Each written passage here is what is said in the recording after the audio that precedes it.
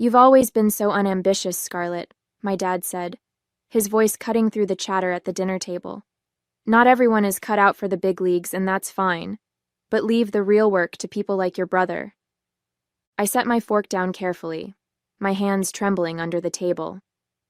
"And yet, somehow, except for you, Dad, my unambitious self is the only other person at this table with a track record of success," I said evenly, meeting his eyes.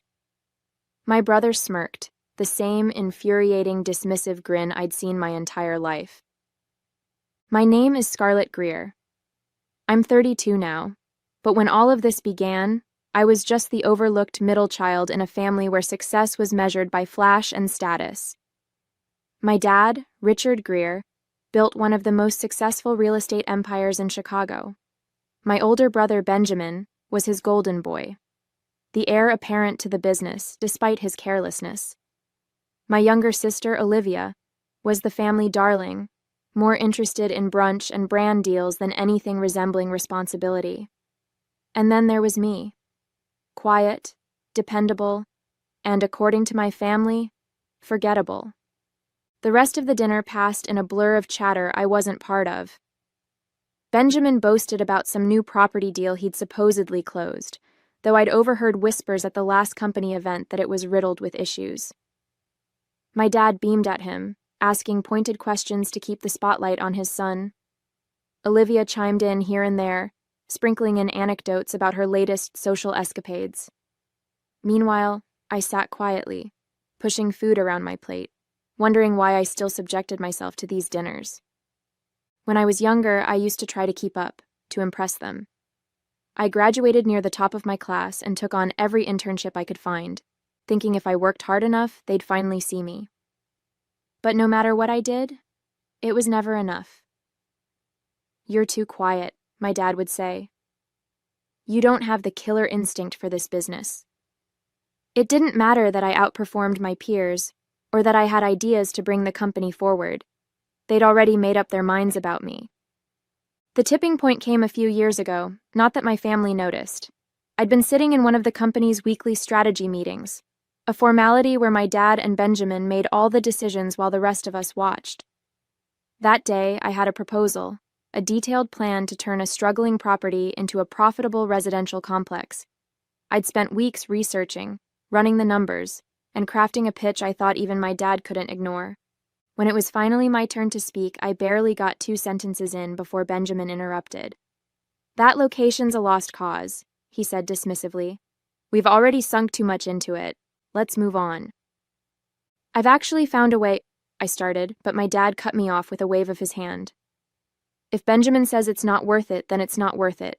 Next item." I remember sitting there, my face burning, my carefully crafted plan forgotten as they moved on like I wasn't even in the room. That night, I made a decision. If they didn't want to listen to me in their company, I'd build my own. I didn't quit the family company outright. That would have drawn too much attention. Instead, I started small, working on my own projects quietly in the background. A rundown duplex on the outskirts of town became my first investment. It was all I could afford with the little I'd saved, but I saw the potential no one else did. I spent weekends painting walls, replacing fixtures, and learning the ins and outs of property management. When I sold it a year later, the profit was modest, but it was mine, and that was just the beginning. Over the next few years, I scouted undervalued properties across Chicago, partnering with Sophia Tran, a savvy real estate investor I'd met through a mutual friend. Sophia was everything I needed in a business partner: smart, experienced, and just as determined to prove people wrong. Together, we built something remarkable, one property at a time. By the time I was 30, my portfolio was thriving. What started as a side hustle had grown into a legitimate business, with properties spanning residential complexes, boutique office spaces, and even a few prime retail locations. Sophia and I ran everything under a company name no one in my family would recognize, Tran and Partners. I wasn't just building wealth, I was building a reputation. Quietly, steadily, I had become one of my father's fiercest competitors. The irony? My family had no idea. While they were busy managing their sprawling, mismanaged empire, I was buying up properties they'd written off as unprofitable and turning them into successes. Each deal felt like a private victory, a small step toward proving to myself that I was more than the shadow they'd cast me in. One evening, as I sat poring over financial reports, Sophia walked in holding 2 cups of coffee. "You've been at it all day," she said, placing 1 cup in front of me. "Take a break, Scarlett. Even machines need to recharge." I smiled, taking a sip. "I can't help it. Every time I see how well the numbers are trending, I think about the next move. There's this office building near the Loop I've been eyeing." Sophia raised an eyebrow as she settled into the chair across from me. "Let me guess. It's undervalued, ignored by every major player, but you've already figured out how to turn it into a gold mine?" "Pretty much," I admitted with a grin. "It's exactly the kind of property my dad and Benjamin would laugh off, which makes it perfect." Sophia leaned forward, resting her elbows on the desk. "Speaking of them, don't you think it's only a matter of time before they figure out who's behind Tran and Partners?"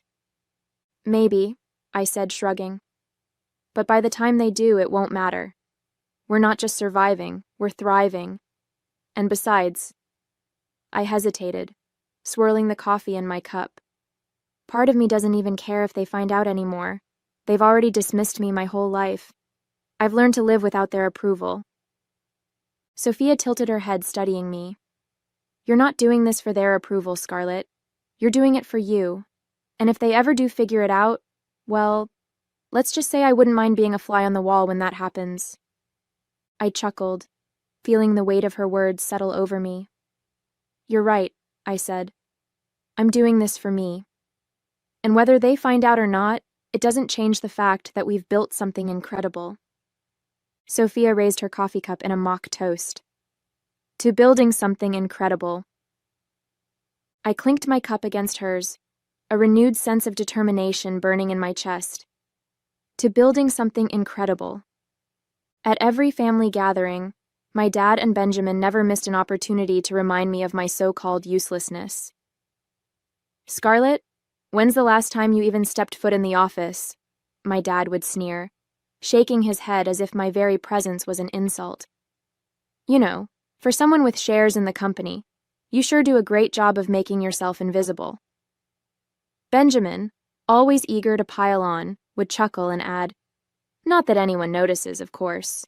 It's not like the company's missing out on your valuable contributions." They thought they were clever, mocking me for stepping back, unaware of the real reason I'd distanced myself. I had stopped going to the office regularly the moment I started working with Sophia. At first, it was because I needed the time to focus on our projects. Later, it became a matter of self-preservation. Every visit was a reminder that, in their eyes, I was an afterthought, someone who didn't matter enough to be included or even taken seriously. I showed up only when absolutely necessary, attending shareholder meetings out of obligation and slipping out as soon as I could. To them, my absence was just more proof of my irrelevance. To me, it was a chance to build something far greater than they could ever imagine. From the beginning, Sophia had been the face of Tran and Partners. It was a strategic decision we made together. She was the one who handled the public engagements, the media interviews, and the high-profile negotiations. I preferred to stay behind the scenes, focusing on the strategy, analytics, and decision-making that drove our success. It wasn't that I was hiding. I just knew my strengths, and Sophia's confidence and charisma were unmatched when it came to dealing with people. It worked perfectly. To the outside world, Tran and Partners was Sophia's brainchild, a fast-growing real estate firm led by a savvy, ambitious woman with a sharp eye for undervalued properties. Investors admired her, competitors envied her, and the press couldn't get enough of her story. No one knew about the woman behind the curtain, the strategist pulling the strings and quietly steering the company's direction. Only a handful of trusted partners were aware that I was the architect behind the scenes, designing every move with meticulous precision. This anonymity was by design. It gave me the freedom to operate without scrutiny, especially from my family. My name wasn't on the website, my photo wasn't in the annual reports, and no one in the industry connected me to Tran and Partners. Even if someone had looked into our operations, they wouldn't have found my fingerprints on anything. To everyone outside of our tight circle, Scarlett Greer was nothing more than a shareholder in her family's real estate empire, a name on paper with no active role in either company. And that's exactly how I wanted it.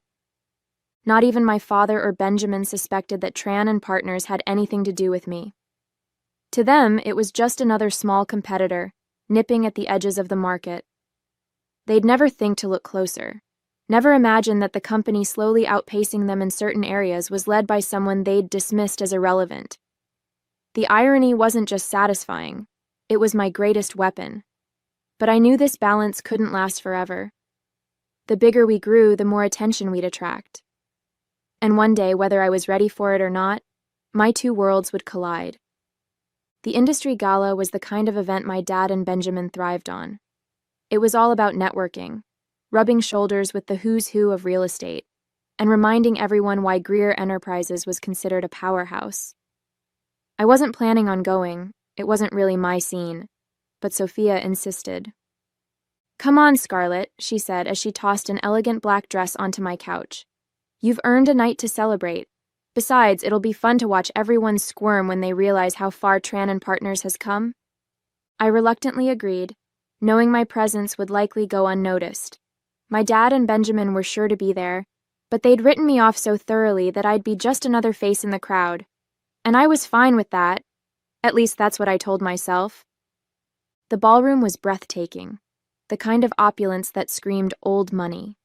Chandeliers sparkled overhead, waiters weaved through the crowd with trays of champagne, and the city's most powerful figures gathered in clusters, exchanging polite laughter and business cards.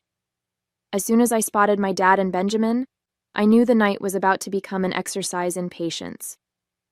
"Well, well," Benjamin said, smirking as I approached their table. "Look who decided to show up. You know, Scarlett, these events are usually for people who actually contribute to the industry." "Be nice," my dad muttered, though his tone wasn't much kinder. He barely glanced at me as he adjusted his tie. "Just try not to embarrass us." I swallowed the retort bubbling in my throat and found a seat at a table near the back, where Sophia and a few of our closest colleagues were waiting. My dad and brother couldn't see me from there. "How's it going over there?" Sophia whispered, nodding toward my family. "Exactly as expected," I replied. "Let's just get through tonight." As the evening progressed, award after award was handed out, and Greer Enterprises didn't take home a single one. My dad's expression grew darker with every passing announcement, and Benjamin's usual bravado dimmed. I could see the frustration building between them, but I stayed out of it, content to watch from the sidelines. Then it happened. "And the final award of the night," the host announced, "goes to the firm that has shown unparalleled innovation and excellence in the real estate sector. This year's winner is Tran and Partners." My heart skipped a beat as applause erupted around the room. Sophia rose from her seat, beaming as she made her way to the stage. My dad and Benjamin exchanged confused glances, clearly wondering how a smaller firm like Tran and Partners had managed to overshadow them. Sophia accepted the award gracefully, her poise and charisma commanding the room as she took the microphone. "Thank you," she began, her voice warm and steady. "This recognition means so much to Tran and Partners and to everyone who has contributed to our journey. When we started this company, we had a vision: to find value where others saw none, to innovate where others played it safe, and to build not just properties, but opportunities. And tonight, being here among so many talented people, this award feels like validation of that vision." Applause rippled through the crowd, polite and appreciative, but Sophia wasn't finished. She adjusted the microphone and took a small step forward, her expression softening into something more personal. "But," she continued, her voice taking on a deeper resonance, "this moment isn't just about me or even our team as a whole. It's about someone who has worked tirelessly behind the scenes, someone whose brilliance and determination have been the driving force behind Tran and Partners. I'm standing here tonight because of her vision, her strategic mind, and her unwavering commitment to excellence." I froze in my seat, my stomach tightening. Sophia's eyes swept across the room before landing on me, a small, knowing smile on her lips. Many of you may not know her name, but that's because she prefers it that way. She's not one for the spotlight, but without her, Tran & Partners wouldn't be the company it is today. The brain behind every deal we've closed, every risk we've taken, and every success we've earned is my partner and closest confidant, Scarlett Greer. The room fell into stunned silence, and then the murmurs began. Heads turned in my direction, whispers growing louder as recognition spread like wildfire. My dad and Benjamin sat frozen at their table, their expressions a mix of confusion, disbelief, and something I couldn't quite place. Humiliation, perhaps. My dad's jaw tightened, while Benjamin's smirk was wiped clean off his face. Sophia wasn't done. Scarlett's the kind of leader who doesn't need to shout to be heard, she continued. She lets her work speak for itself. She's the one who sees possibilities where others see failure, who takes risks others are too afraid to take, and who fights for what she believes in, no matter how many doubters she faces. Her brilliance has not only transformed this company, but has set a new standard for what real estate innovation looks like, and I think it's time the world knows it. Her words hit me like a wave, each one breaking down the walls I'd built to protect myself from the doubt and dismissal I'd endured for years. The murmurs in the room grew louder, but so did the applause. My colleagues at the Tran & Partners table were on their feet, clapping and cheering. Sophia turned toward me, her hand outstretched. Scarlett, come join me. This moment is yours as much as it is mine. For a moment, I couldn't move. My heart pounded in my chest, and my legs felt like they were made of lead. Then I saw Sophia's encouraging smile, the warmth in her eyes, and the applause of the room began to register. Slowly, I stood, my knees shaky, but my resolve strengthening with every step I took toward the stage. As I climbed the stairs and stepped into the spotlight, I could feel every pair of eyes on me. My father's, my brother's, and the room full of industry leaders who had no idea I'd been shaping this industry from the shadows. I reached Sophia's side, and she handed me the award, her hand resting on my shoulder as she leaned into the microphone one last time. This is Scarlett Greer, Sophia said, her voice filled with pride. And if you haven't heard of her yet, trust me, you will. Standing there on stage with the weight of the award in my hands and the applause thundering around me, I felt something I hadn't experienced in years. A sense of validation, not from the crowd, but from myself. My eyes scanned the room briefly, landing on my father and Benjamin. Their stunned expressions were priceless, a mix of shock, disbelief, and a flicker of something that might have been respect. Sophia leaned toward me, her voice low and steady. Say something, she whispered, her hand giving my shoulder a reassuring squeeze. I stepped up to the microphone, my heart pounding. I wasn't one for speeches, but this wasn't about grandeur. It was about being seen. I took a deep breath and spoke. Thank you, I began, my voice clear despite the lump in my throat. This is unexpected but deeply meaningful. When Sophia and I started Tran & Partners, we knew we were taking a chance, on properties others dismissed, on ideas others ignored, and on ourselves. Tonight is proof that those risks were worth it. The crowd clapped politely, but I wasn't done. To everyone who believed in us, thank you. And to those who didn't, well, I allowed myself a small, sly smile. Thank you for underestimating us. It gave us the fuel to succeed. The laughter and applause that followed buoyed me, but my focus was elsewhere, on my father's expression, which had shifted from stunned to something unreadable, and Benjamin, whose jaw was clenched so tightly I thought he might crack a tooth. I stepped back from the microphone, Sophia beaming beside me. As the applause finally died down and we exited the stage, she turned to me. Now that, she said with a grin, was a moment worth savoring. As we returned to our table, I could feel the ripple of whispers following us, the weight of the room's attention still lingering. Sophia leaned over, her voice low but amused.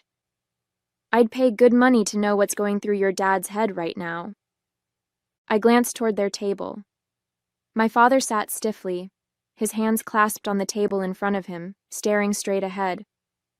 Benjamin looked like he was ready to explode, his face flushed as he whispered something heated to my dad. Olivia, ever the oblivious one, sipped her wine, her eyes darting between the two of them as if trying to gauge whether the tension was worth interrupting her evening. "They'll come around," Sophia said, as if reading my thoughts. "Maybe not tonight, maybe not ever in the way you deserve, but they'll have no choice but to recognize what you've built." "Maybe," I replied, though I wasn't sure I cared anymore. For once, their acknowledgement wasn't the goal. It was the byproduct of proving to myself that I could thrive without their approval. As the event wound down, I couldn't avoid them any longer. My dad approached our table, Benjamin trailing a few steps behind. Sophia, ever poised, stood as he arrived, extending her hand with a gracious smile. "Mr. Greer," she said warmly, "it's an honor to meet you." He shook her hand stiffly, his usual confidence absent. "Likewise," he replied, his voice strained. His eyes flicked to me, a mixture of pride and discomfort flickering in his expression. "Scarlett, we need to talk." Benjamin snorted, crossing his arms. "Talk? What's there to talk about? You've clearly been busy undermining the family business behind our backs." Sophia's smile didn't waver, but her tone hardened just enough to send a chill through the air. "Undermining? I'd say Scarlett's been doing what you should have been doing, innovating and succeeding. But I suppose we can leave that discussion for another time." Benjamin's face turned a deeper shade of red, but my dad held up a hand to silence him.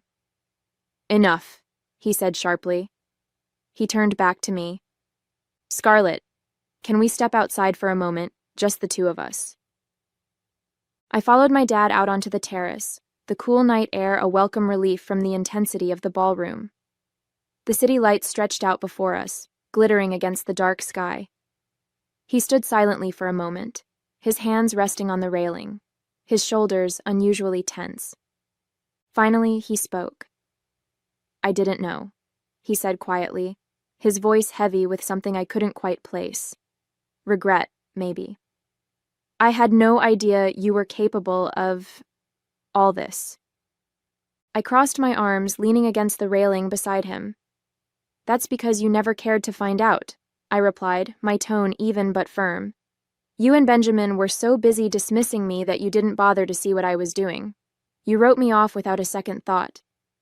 He sighed, his gaze fixed on the skyline. "I thought I was protecting you." "Protecting me from what?" I asked, unable to hide the frustration in my voice. "From proving you wrong? From showing you that I could do more than you ever gave me credit for?" He turned to face me, his expression earnest for the first time in years. "From failing," he admitted. "This business, it's brutal, Scarlett. I didn't think you had the what?" I interrupted. "The guts? The brains? The drive? What exactly did you think I lacked?" His silence was telling, and for a moment I felt the sting of old wounds reopening. But then he shook his head. "I was wrong," he said simply. "I see that now. Tonight made it impossible to deny." A couple of days later, my dad requested a meeting at my office. He showed up precisely on time, wearing his usual sharp suit and carrying a briefcase that somehow made him look even more imposing. Sophia was already waiting in the conference room when he arrived, poised and unflappable as always. I joined them, feeling a mix of curiosity and inevitability about whatever he was about to propose. He wasted no time getting to the point. "Scarlett, Sophia," he began, opening his briefcase and sliding a folder across the table. "I've spoken with the board, and we're prepared to make an offer to acquire Tran and Partners. We believe your expertise and vision would be an invaluable addition to Greer Enterprises." Sophia raised an eyebrow, her expression cool as she glanced at me before responding. "That's a generous offer, Mr. Greer," she said diplomatically. "But I think Scarlett should have the first word on this." My dad looked at me expectantly, his confidence barely masking the uncertainty beneath it. I didn't even need to open the folder to know my answer. I leaned back in my chair, meeting his gaze directly. "No," I said simply. His brows furrowed, clearly not expecting such an immediate and decisive response. "Scarlett, at least consider—" "No," I interrupted, my voice calm but firm. "I've worked too hard to build something that's mine. I'm not going to give that up to go back to a company where I spent years being overlooked and dismissed. I'm free now, Dad, and I'm staying that way." The silence that followed was heavy, but I didn't regret my words. Sophia smiled faintly, a silent show of support, while my dad sat back, looking as though he didn't quite know what to do with himself. For once, he couldn't argue. He couldn't deny my success, and he couldn't buy my respect. Finally, he nodded, closing the folder and standing up. "I underestimated you, Scarlett," he said, his voice quieter than I'd ever heard it. "I won't make that mistake again." As he left the room, I felt a weight lift off my shoulders. I didn't need his validation anymore. I had built my own path, my own success, and I was finally free to walk it without looking back. Hey there! Did you like the story? If you did, don't forget to hit the like button and subscribe to the channel. It helps us a lot and makes sure you won't miss out on more great stories we share here. Thank you for watching, and we'll see you in the next one.